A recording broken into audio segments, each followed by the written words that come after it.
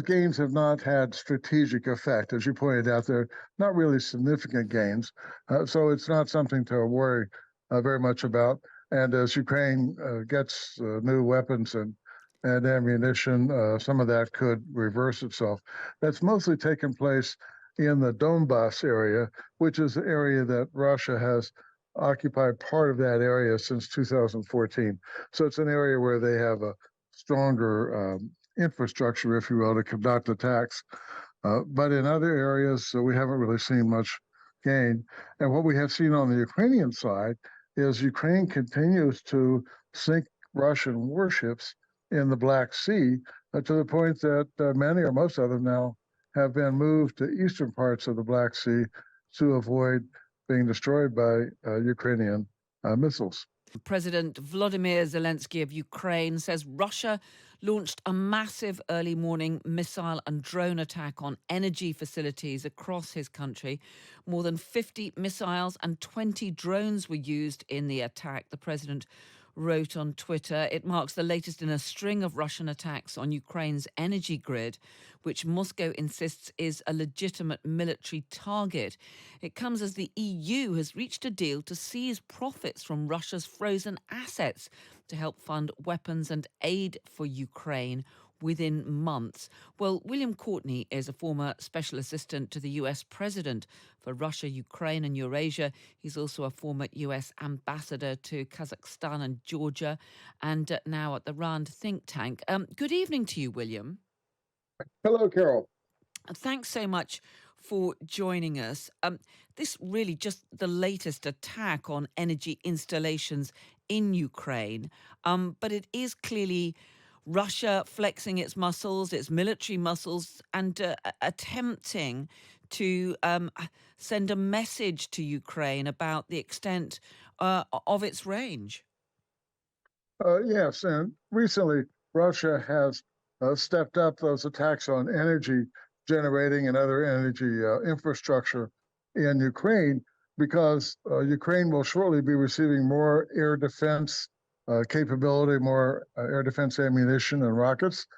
And so the Russians appear to be trying to destroy as much of that energy infrastructure as possible before the anti-air capability knocks out Russian drones and Russian missiles. And in the past, Ukraine has actually been quite adept at doing that.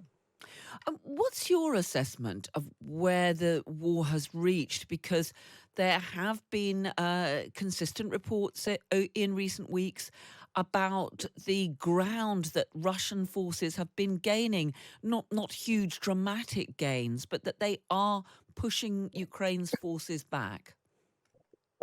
Yes, and that's happened again because of the shortage of ammunition and also shortage of men to some extent, but mainly ammunition on the Ukraine side. But those gains have not had strategic effect. As you pointed out, they're not really significant gains. So it's not something to worry very much about.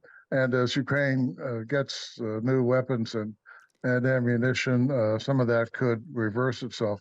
That's mostly taken place in the Donbas area, which is the area that Russia has occupied part of that area since 2014. So it's an area where they have a stronger infrastructure, if you will, to conduct attacks.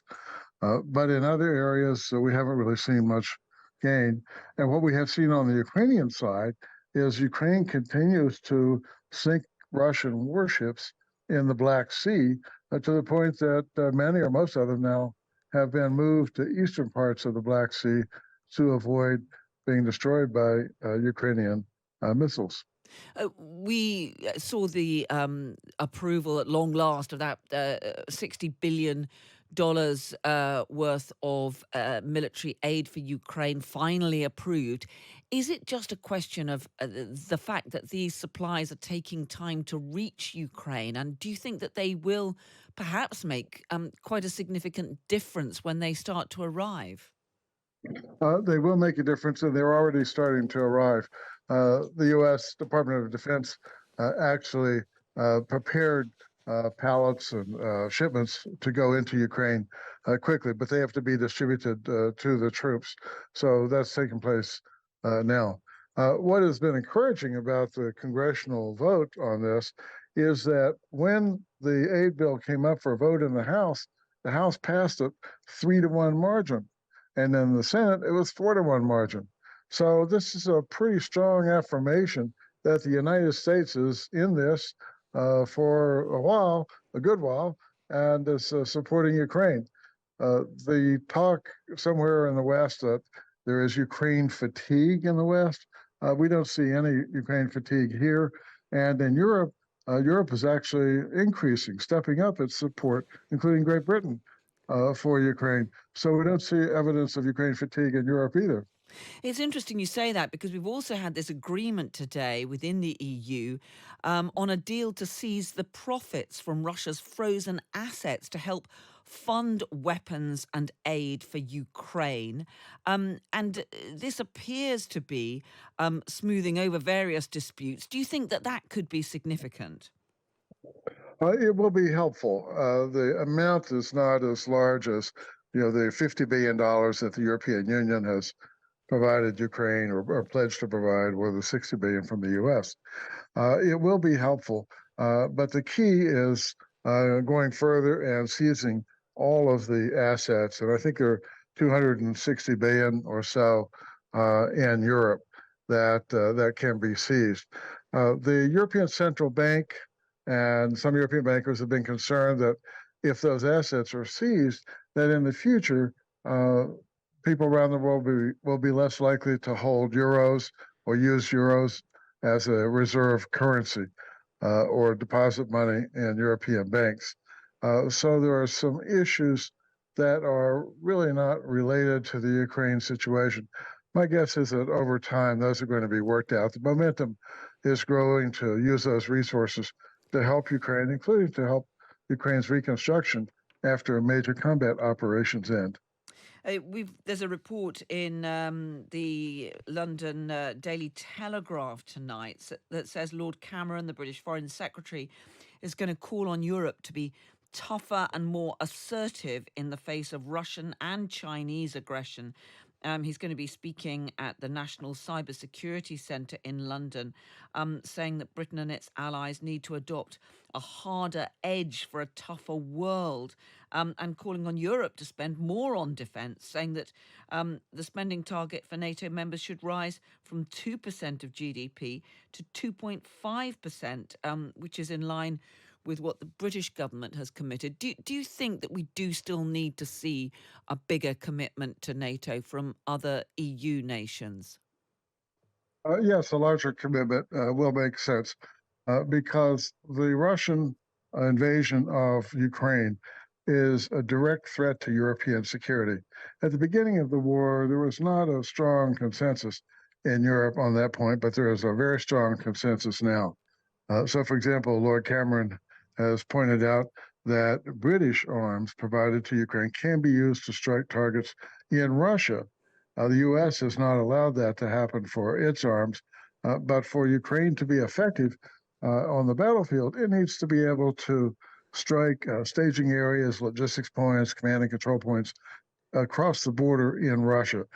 So Great Britain is really leading quite well. And we've also seen one other development on all of this. It's been revealed that there's been the expulsion of a colonel in the Russian military thrown out of the UK. I mean, is this just part of the ongoing hostility between the two countries, do you think?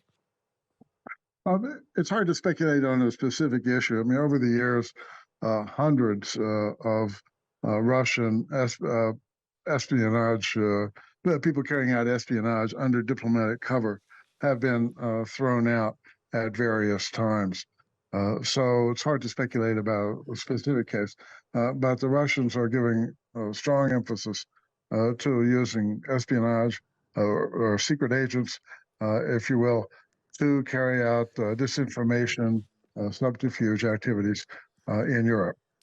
And you were saying earlier that there's no sign of Ukraine fatigue. But of course, you're in an election year in the United States. Donald Trump has been talking about solving the Ukraine war on day one. Do you think that if Donald Trump does return to the White House, there will be a significant shift in policy, that a Trump administration would be less willing to provide the kind of support that the Biden administration has been doing to President Zelensky? That's possible, but in our system, Congress plays a key role. Congress originates appropriations; those are originated in the House and then passed through the Senate. So, with a 3-to-1 vote in the House, 4-to-1 in the Senate, that suggests there's pretty strong support in Congress for that. So, I don't expect any major change if Donald Trump is elected president again, but there could well be some changes. William Courtney, former special assistant to the US president for Russia, Ukraine, and Eurasia. Really good to speak to you tonight. Thank you very much for joining us. You're quite welcome, Carol.